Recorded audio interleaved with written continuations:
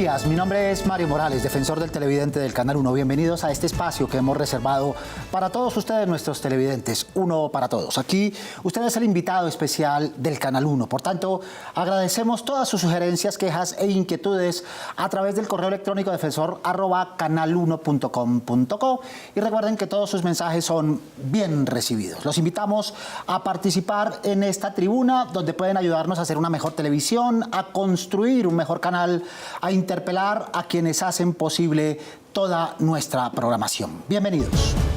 Sí, lo hemos repetido muchas veces, el papel de la televisión es fundamentalmente entretener.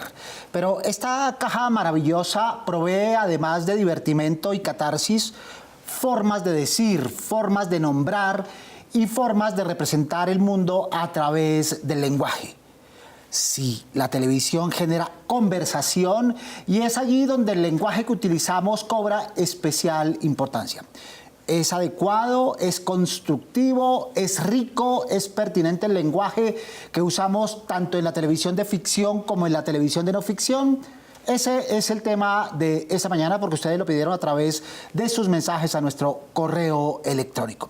Y aquí, por supuesto, estaremos dándole cabida a sus inquietudes. Tenemos dos invitados especiales para hablar de este tema. Por un lado, el reconocido actor de cine, teatro y televisión Álvaro Bayona, con una larga trayectoria en cada uno de estos escenarios. Ha sido reconocido por distintos premios, nominaciones y reconocimientos como mejor actor de reparto, mejor actor antagónico, mejor actor revelación del año, entre otros muchos. Además, estará con nosotros un experto conocedor en el buen uso del lenguaje, el columnista del Tiempo en el ámbito lingüístico y en el ámbito jurídico.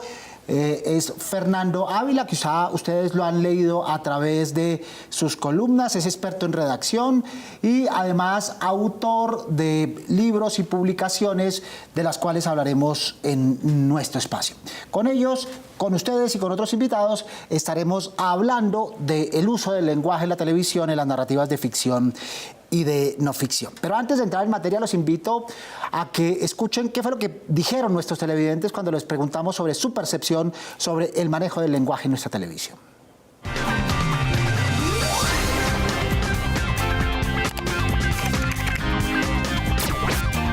A veces es el apropiado y otras veces no. ¿Por qué?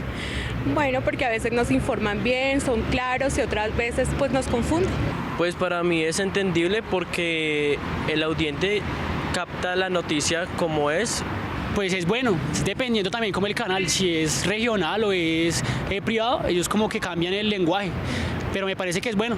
No, pues no, porque muchas veces se puede malinterpretar por distintas, como por el contexto o por distintas formas en las que se dice la información. Entonces pues yo creo que es bastante difícil, la verdad. Es bien difícil, además porque lo que se hace aquí en televisión legitima lo que se hace en la calle, en la cotidianidad, en el consumo televisivo. Álvaro, ¿ustedes los actores están conformes con el uso de la televisión? Con el uso del lenguaje de la televisión, el uso que dan los libretistas en televisión y posteriormente el uso que finalmente pueden hacer del lenguaje en sus parlamentos e intervenciones? Lo que sucede es que el escritor, y en televisión en particular, digamos que la construcción del lenguaje que hace es una construcción general y es más labor del actor a través de su interpretación darle un habla a los personajes. Entonces, digamos que esa distinción puede hacer que esa habla pueda entrar en contradicción con el buen uso del lenguaje, lo cual, digamos, ese buen uso del lenguaje es necesario generalmente en la no ficción, pero en la ficción yo creo que hay un espacio donde es necesaria la particularidad del habla de los personajes y eso puede reñir eventualmente con modos de hablar que no son los más adecuados y que probablemente no sean los correctos, porque lamentablemente o simplemente sucede en el habla de las personas, una cosa son las buenas normas para hablar, para decir y para escribir, y otra cosa es lo que la gente en el uso cotidiano construye. Eso tiene que ver pues con con la educación, tiene que ver con las referencias que las personas tienen, tiene que ver con las inquietudes culturales que las personas tienen, y en el caso de la ficción tiene que ver con esas particularidades de los personajes que los actores interpretamos y que los escritores de televisión construyen. Muy bien, cuando se trata de argot, cuando se trata del lenguaje coloquial, cuando se trata, digamos, del lenguaje que es propio del ambiente en el cual emergen esos personajes. Pero la queja que presentan nuestros televidentes, que también compartiremos con Fernando, es que el lenguaje se redujo a un determinado número de palabras y no salimos de ese número de palabras, de tal manera que los parlamentos en una y otra modalidad parecen repetitivos y ya suenan cansinos, ya suenan repetidos. Bueno, eso puede ser cierto y eso tiene que ver... Yo creo que es un problema más general y tiene que ver con los sentidos que abordan las historias de ficción en televisión y creo que eso tiene que ver también con la queja de muchos televidentes acerca de la falta de oferta de televisión, de diversidad en la oferta de televisión. Yo creo que esa reducción del lenguaje de la que usted habla no solo la encontramos aquí, ¿no? No es sino ver cómo se escribe en las redes, cómo se escribe en WhatsApp, cómo se escribe en Facebook, para darse cuenta, o sea que ahí no solamente hay reducción de las palabras, sino que ya las palabras, del número de palabras, sino que ya las palabras se empiezan a reducir en la manera como se construyen, lo cual a mí me parece pues también gravísimo. Yo no sé si sea bueno o malo, es un cambio que finalmente es un cambio cultural. Y probablemente así se modifican las culturas en un país y sea normal, no lo sé, que con la historia, con el uso del lenguaje, este tipo de cosas sucedan, ¿no? Muy bien, Fernando, usted como experto comparte estas apreciaciones, también se manifiesta inquieto cuando se para frente a la pantalla del televisor. Sí, yo entiendo que en la ficción, tal como lo dice Álvaro, el personaje tiene que representar un nivel cultural, un entorno, un nivel educativo, y obviamente vamos a oír muchas formas de hablar, no necesariamente correctas, si se entiende por correcto lo que dicen las academias de la lengua, ¿sí? Yo tengo aquí una colección de frases, no de la ficción, sino de los noticieros. ¿Algunos ejemplos? Vamos viéndolos paulatinamente, ¿no? De esas frases repetitivas, sí, de esas frases de cajón, de esas frases en que nos quedamos engastados como si no hubiese otras. Sí. Cuando hay alguna tragedia en alguna zona del país, bueno, eso sucede cada rato, dicen al barrio o a esta zona o a la ciudad o a este municipio le cayeron las 7 plagas de Egipto. Eso se oye con bastante frecuencia. No se han tomado el trabajo de ir al Génesis y ver cuántas fueron las plagas de Egipto. Las plagas de Egipto fueron 10. El panel de especialistas, eso lo oigo con muchísima frecuencia. Y también oigo hablar de los paneles solares. Ni panel ni paneles, es panel y paneles, ¿sí? Que son dos errores de pronunciación bastante frecuentes. Una que he oído con mucha frecuencia últimamente, participó de la reunión, se ha convertido como en otro cliché. Cuando una persona está presente, no participa de la reunión, sino que participa en la reunión. Es distinto participar en, que es tomar parte, a participar de, que es beneficiarse.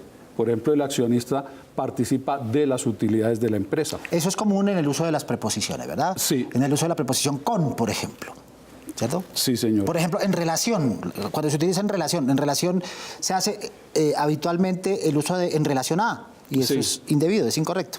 Sí, en relación con es preferible, pero mucho mejor todavía algo que ha caído en desuso, que es según. La preposición según es muy útil para hacer esa conexión que se hace con esas otras frases. Por dar otro ejemplo, la palabra tema. A todo le estamos metiendo la palabra tema. No llegó a tiempo por el tema del aguacero. El tema es la abstracción que se hace de la realidad. A eso lo llamamos como manierismo, ¿verdad? Sí, señor. Sí, exactamente. Entonces, no es que no llegó a tiempo por el tema del aguacero, sino por el aguacero. ¿Puedo por favor, Álvaro, claro es que sí. hay una que nos compete a nosotros porque es nuestro oficio, y es que todo se ha convertido en los escenarios, ¿no? Sí. Entonces el escenario del conflicto, y pues realmente el escenario es un lugar donde se representan cosas. Sí. Y un conflicto no es una representación de nada. Un conflicto es un hecho concreto en que dos bandos o varios bandos se enfrentan en términos reales, no representan un enfrentamiento. Son Por ejemplo, frases de cajón que se van instalando y se van quedando, pero además que se las vamos transmitiendo a las teleaudiencias, y las teleaudiencias, si bien no las aprenden en televisión, sí las legitiman en su uso cotidiano, en su charla acerca de los temas que también toca la televisión. Germán Franco, director encargado del Centro Ático de la Universidad Javeriana, ¿también comparte esta preocupación? Sobre el concepto del lenguaje televisivo hay varios asuntos. Lo primero es que hay mucha discusión sobre si realmente es un lenguaje. Pero antes de meternos en esa discusión, la pregunta va más bien dirigida a cómo se debe construir la información en la televisión. Entonces, ahí hay que separar la televisión que es informativa de otra televisión o de otras formas de comunicación que normalmente van dirigidas no a que la gente tenga información sobre la verdad, sino a que la gente se divierta o se entretenga. Esa es la primera separación que hay que hacer, porque una cosa es informar y otra cosa es entretener. Se quejan los televidentes de muletillas, pleonasmos, repeticiones innecesarias, usos o giros inadecuados. En este rosario de incorrecciones, ¿qué más tenemos, Fernando? Bueno, uno que es muy frecuente es, por ejemplo, el concierto de Carlos Vives, que tuvo lugar ayer en tal sitio. Y luego dice la presentadora, más adelante se los presentamos.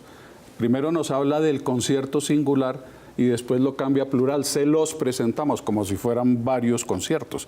Ese es un error muy frecuente. Falta de concordancia gramatical. Sí, falta de concordancia. Otra que he oído mucho es la onda explosiva destruyó los vidrios de los edificios cercanos. La onda que destruye no se llama onda explosiva, sino onda expansiva. Una que he oído un par de veces, los periodistas ecuatorianos fallecidos. Antes se hacía una distinción muy clara entre morir y fallecer. Fallecer se imagina uno en la clínica de la persona de avanzada edad que le da finalmente el paro cerebral, ahí falleció. Pero cuando es un asesinato, lo adecuado hubiera sido hablar de los periodistas ecuatorianos asesinados. Eso es un eufemismo, y es un eufemismo que contribuye a que una cosa tan grave se banalice. Exacto. Y pierda consistencia en el imaginario de los televidentes. Así es, sí, señor. Muy bien, integremos a esta conversación a Cleóbulo Sabogal, miembro de la Academia Colombiana de la Lengua y a quienes ustedes conocen por sus distintas intervenciones en los medios de comunicación en asuntos referidos a la ortografía, la redacción, la sintaxis. ¿Cómo debería ser la construcción de un lenguaje informativo, Cleóbulo? Buenos días, Mario. Un lenguaje informativo debe ser neutro, debe manejar un español modélico o estándar, es decir, que se entienda en cualquier país de habla hispana, en el caso específico de los medios de comunicación en nuestro país. Como tal, no hay una institución que haga un análisis de eso, aunque dentro del análisis del discurso se puede precisamente observar, estudiar este tipo de lenguaje, así como se hace con otros lenguajes que se manejan en otros campos del saber. También integremos a los televidentes que opinaron a través de nuestra tribuna y aquí les presentamos sus percepciones.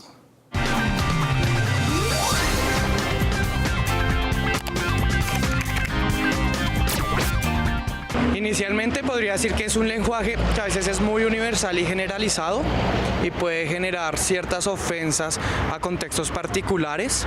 Creo que el lenguaje en las comunicaciones debería utilizar un poco más un enfoque que realmente pueda involucrar a algunas minorías, como por ejemplo enfoques de género o enfoques diferenciales, para que las personas se puedan sentir mucho más involucradas para no hacer tantas generalizaciones. Personalmente, siento que el lenguaje utilizado por los periodistas es bastante neutro, no pasa la línea del amarillismo y es muy adecuado dependiendo de las circunstancias en las que se utilicen. Si a veces utilizan una que otra palabra que pertenece a la jerga pues de los jóvenes o de las personas que no pertenecen a Bogotá, lo hacen porque el contexto lo amerita y se hace necesario para que se entienda completamente al punto que quieren llegar y no hayan malversaciones de lo que pueden decir. Entonces, personalmente, es lo que creo. Opino que el lenguaje de los periodistas, algunos, no es el correcto y que deben ver más la necesidad de las personas. Antes de seguir en la especificidad del lenguaje, Álvaro, hablemos de otra queja de los televidentes que tiene que ver con el lenguaje y es con el tipo de preguntas que les hacen a las personalidades en los distintos ámbitos, particularmente en el caso de los actores o personas vinculadas al espectáculo, a la televisión. Se repiten el tipo de preguntas y también llegan en un momento determinado a ser molestas porque hacen la misma pregunta siempre, dejando siempre como única opción la misma respuesta. Sí, pues para uno hay momentos que se vuelve muy incómodo ir a ciertos programas, pues lo que se conoce como los programas de farándula, porque lo que usted dice es cierto. Uno ya sabe que hay un repertorio de preguntas que se van a repetir siempre. Ahí es muy curioso, el señor Fernando seguramente lo entiende mejor que yo, el uso de la tercera persona. Porque a uno le preguntan, ¿y quién es Álvaro Bayona? ¿Usted quién piensa que es Álvaro Bayona? Y quisieran que uno respondiera como le sucede a los deportistas. A mí a veces me ha sucedido por error, porque me parece terrible que uno hable de uno mismo en tercera persona. Entonces, de tanto que se genera la pregunta, yo he caído en el error y termino diciendo, pues Álvaro Bayona es una persona, eso es una idiotez. O sea, yo no... Creo que no es la manera correcta de hablar de uno mismo, hablar en tercera persona. Pero el repetir ese tipo de preguntas a veces lo hace a uno incurrir en esas respuestas equívocas. Y definitivamente ese género, yo no sé si existe ese género en el periodismo de farándula. Creo que el uso ha construido ese género de periodismo. Probablemente debería exigir cierto rigor también, ¿no? Porque sí he podido disfrutar de entrevistas que me han hecho en las que uno sabe que el periodista se documentó acerca de lo que ya le han preguntado a uno muchas veces, y entonces si lo invitan es o porque quieren hablar de un programa en particular o de la pertinencia de ese programa o de lo que está hablando esa historia en un momento particular de la situación del país, o porque eso genera controversia por algún asunto específico, pero la repetición de las preguntas es absurda. O porque el periodista deja de hacer su trabajo, lo invitan a una presentación, a una premiere, a una película, termina la película y en vez de hacer su trabajo, sale el actor o el director y le pregunta, bueno, háblenos de la película. Claro, él es el que tiene que hablar de la película. Por supuesto, para eso va, para ser testigo. Sigamos, Fernando, con nuestro rosario de inconsistencias gramaticales. Yo soy de los que piensa.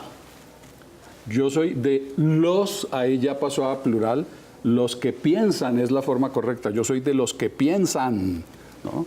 El error es yo soy de los que piensa, eso lo he oído muchísimo. Otro error muy frecuente es los que se colan en Transmilenio.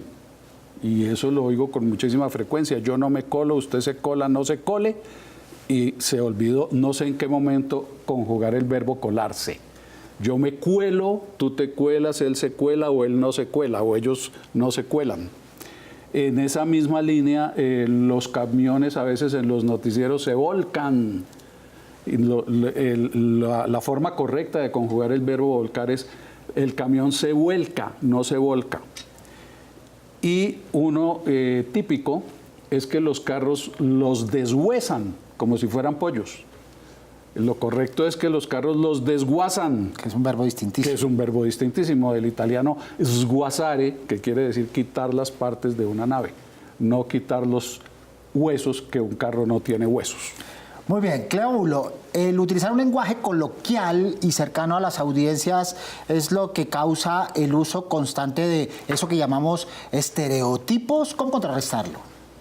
El uso de los lugares comunes, denominados también clichés, no solamente es propio del lenguaje de los medios de comunicación, se puede observar también en el lenguaje de la política, incluso en el lenguaje del derecho. Precisamente Juan Gosaín, en su más reciente libro Las palabras más bellas y otros relatos sobre el lenguaje, trata este aspecto, que ya se vuelve entre muletilla, un lenguaje cansino, pero la mejor forma de contrarrestarlo es buscar siempre alternativas, buscar sinónimos, ver la forma de enriquecer ese léxico que manejan los periodistas. La lengua es muy rica, es muy variada, pero a veces nos quedamos siempre con las mismas expresiones por pereza o por desconocimiento.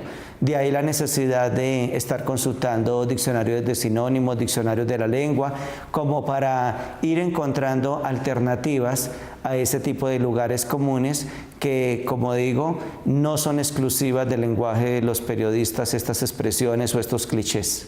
Recordemos los operadores a través de los cuales ustedes pueden ver este y los demás espacios del Canal 1. Su opinión es muy importante.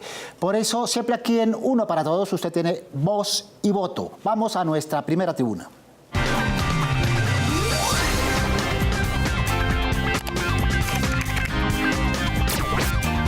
Elsa Sánchez. Es curioso que cuando inició Primera Hora eran 5 presentadores, ya quedan 2 y el de deportes ocasionalmente. ¿Por qué esto? Desde Venezuela escribe William Crespo. Los guerreros deben ser ejemplo para todos los colombianos. Hay que darles clase de convivencia y el juego papel y tijera no es un juego de guerreros, es muy infantil. Alex Orozco. Se supone que el programa tiene unos jueces. Incomoda tanta peleadera de los concursantes, aunque saben que hay reglas, pero los jueces no dicen nada, solo se pasan el tiempo en discusiones tontas. Recuerde que nos puede escribir desde cualquier parte de Colombia a nuestro correo electrónico defensor@canal1.com.co para que nos dé todas sus sugerencias sobre nuestra programación, porque con ustedes también somos uno. Y aquí potenciamos su voz. Volvamos con los clichés y los eufemismos. Le preguntamos a Germán Franco si la misma rapidez e inmediatez con las que se transmiten en televisión noticias, informaciones, son las causantes de las carencias en el lenguaje. La primera regulación en el periodismo, y yo creo que la única, debe ser la del periodista. Es decir, cuando empezamos a hablar de la necesidad de regular o controlar a los medios informativos, aparece peligrosamente el fantasma de la censura. Yo creo que la primera regulación viene del periodista mismo. ¿De dónde surge esa regulación? Es decir, la autorregulación. Primero, del profesionalismo del periodista. Cada vez más es necesario tener muy buenos periodistas, muy bien formados. Esto es contrario a lo que la mayoría de la gente está creyendo, que como hoy hay redes sociales, entonces cualquiera puede poner a difundir la información, entonces ya no hay tan periodistas. No, al contrario, como hay vulgarización generalizada en la utilización de contenidos y en la creación de contenidos, cada vez es más necesario contar con muy buenos periodistas, muy bien formados profesionalmente, pero lo segundo es muy bien formados éticamente.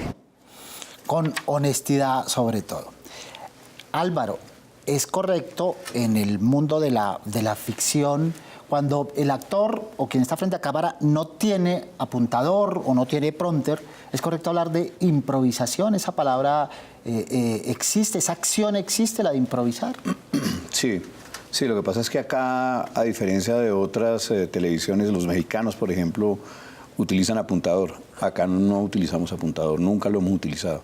Entonces, los actores llegamos a las escenas con los textos aparentemente perfectamente aprendidos, pero hay ciertas circunstancias en que el mismo ritmo de la escena o la dinámica de la escena abre ciertos espacios para que el actor improvise. En televisión esos espacios son muy pequeños, son muy limitados. Eso se puede observar de una manera más rica en el teatro. La pregunta va a que detrás de esa expresión y a través de ese vocablo, particularmente en el caso de la no ficción, entendemos improvisar como decir cualquier cosa. ¿verdad? Como si en esa improvisación, como si pasa, por ejemplo, en el campo actoral, no se juega toda la experiencia, todo el aprendizaje, toda una historia de vida que se pone en juego en 20 segundos, en 30 segundos o en una escena que habla de otra perspectiva y no de decir cualquier cosa que se juega. Hay una regla básica de la improvisación y es que cuando usted improvisa, usted sabe de dónde arranca, de qué va a hablar y a dónde tiene que llegar. Usted sabe que tiene un punto final. Porque si usted no tiene ese punto final, puede hablar, lo que usted dice, de cualquier cosa y no hay dónde terminar. Usted tiene que saber a dónde va a llegar. Entonces eso, lo otro es habladera de carreta. Improvisar lo que hace es profundizar sobre un tema de una manera improvisada, sobre algo que no está escrito. Muy bien, Fernando. También tenemos errores en la parte numérica a la hora de hablar de números, ¿no? Con bastante frecuencia. 34. 55, 89, ahí se están comiendo una o dos letras en cada palabra. 35, 55, 89. Hay que pronunciar los números completos.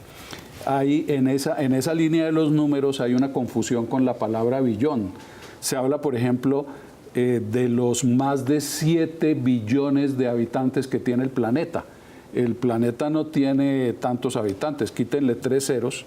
El planeta tiene más de 7.000 millones de habitantes. Es una mala traducción del inglés. Es una mala traducción del inglés de los Estados Unidos, donde la palabra billion es un 1 con 9 ceros, mientras que en el resto del mundo un 1 con 9 ceros es lo que se llama millardo o lo que aquí llamamos 1.000 millones. He oído hablar, por ejemplo, del 24avo Congreso. 24avo.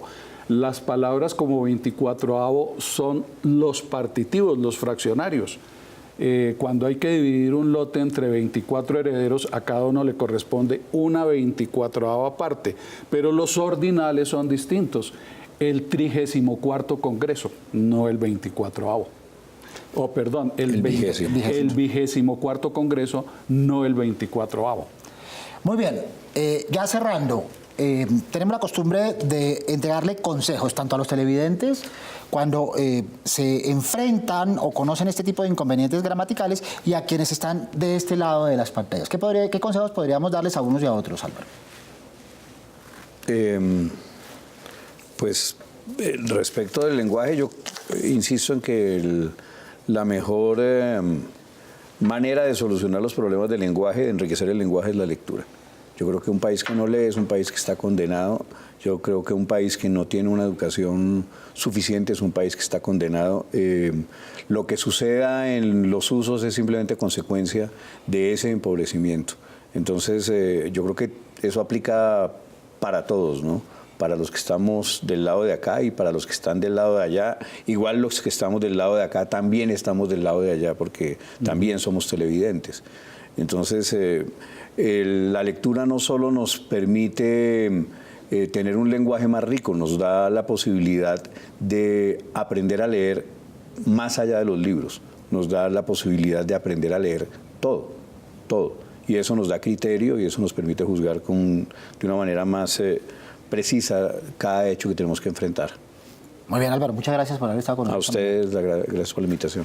Muy bien, Fernando, sus consejos y recomendaciones. Bueno, pues aparte de las lecturas de los grandes maestros, John Steinbeck, Oscar Wilde y de pues tanta gente que ha dejado maravillosas obras de la literatura, para quienes están en el trabajo de la información en los medios, sí sería bueno que tuvieran a la mano algunos manuales, que hay varios, el libro del periodista de Alex Grigelmo o los libros de estilo de los grandes medios de comunicación. Es bueno tenerlos a la mano para consultarlos de vez en cuando.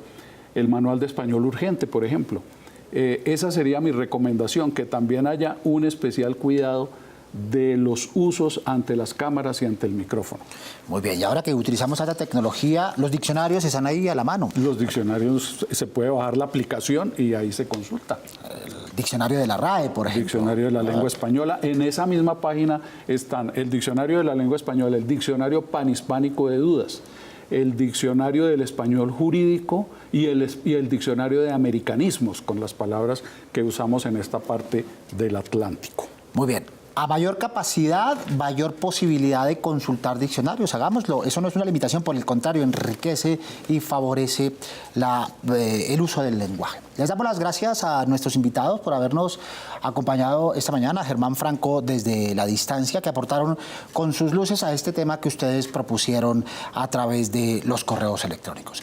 Y a todos ustedes, amables televidentes del Canal 1, les agradecemos su sintonía y los esperamos el próximo sábado a las 7 en punto de la mañana en la cita. No se olviden de ver Uno para Todos. Prográmense con nosotros. No olviden que pueden escribirnos al correo electrónico defensor@canal1.com.co o venir aquí a la Avenida El Dorado 85D 55 en Bogotá, donde los escucharemos con dudas, quejas, inquietudes o sugerencias sobre la televisión. Porque con ustedes somos Uno para Todos. Soy Mario Morales, defensor del televidente del Canal 1. Nos vemos el próximo sábado, Dios mediante. Feliz fin de semana.